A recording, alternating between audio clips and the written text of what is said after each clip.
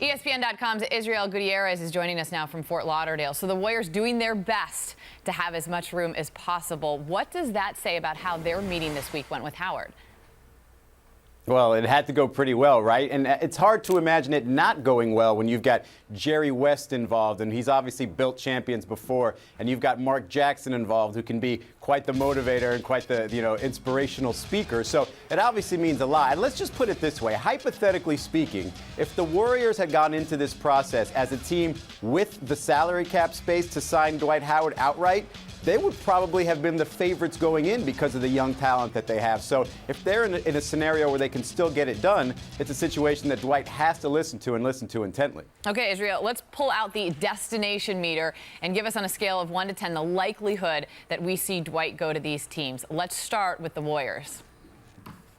I would put that at a 7, and it would be higher, again, if they were capable of just making the move without having to clear space or make a sign and trade. But, again, the intrigue with that team, with Steph Curry and either Harrison Barnes or Klay Thompson, or even both possibly still on that team, I think that just makes such a great combination that it's hard to pass up.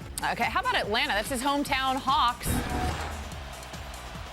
Yeah, I would say that that's a 3, and I would put that higher also if he could be convinced, because they have all the salary cap space in the world, that you could put together a really good front court when you start with Horford, Dwight Howard, and possibly, say, an Iguodala or a Josh Smith or something like that. That would have been intriguing, but I'd still put that as a 3. There has been a lot of talk about a possible move to Texas. How about the Mavs?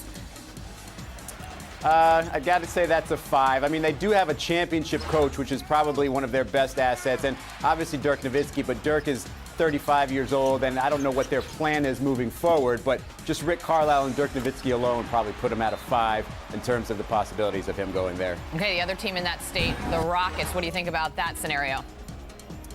I think that's right up there with Houston as a 7. And again, initially would have said that that was higher if the Warriors didn't throw their hat in the mix and really have a realistic opportunity. But again, if they have the opportunity to sign him without needing a sign and trade, and they have James Harden, they have Chandler Parsons, they have a good quality head coach in Kevin McHale. So that's a pretty good situation. And finally, Israel, the Lakers. Yeah, I'm going to put that as a 6, and that's because even though all the reports are that he doesn't like the idea of playing for D'Antoni again or playing with Kobe Bryant, they still have 3 veteran great players that can take them in the short term anyway to have championship aspirations. So the Lakers are never to be ruled out. Also, they can re-sign him for more money without the need of a sign and trade, obviously. So that puts them in a good situation, but I'd still put it a tad below the Warriors and Rockets. Okay, so the Warriors and Rockets, the top of Israel's landing spots for Dwight Howard. It is an offseason. What do you know? We're talking about Dwight Howard and where he might end up, and the wait continues. We could have an answer maybe later today.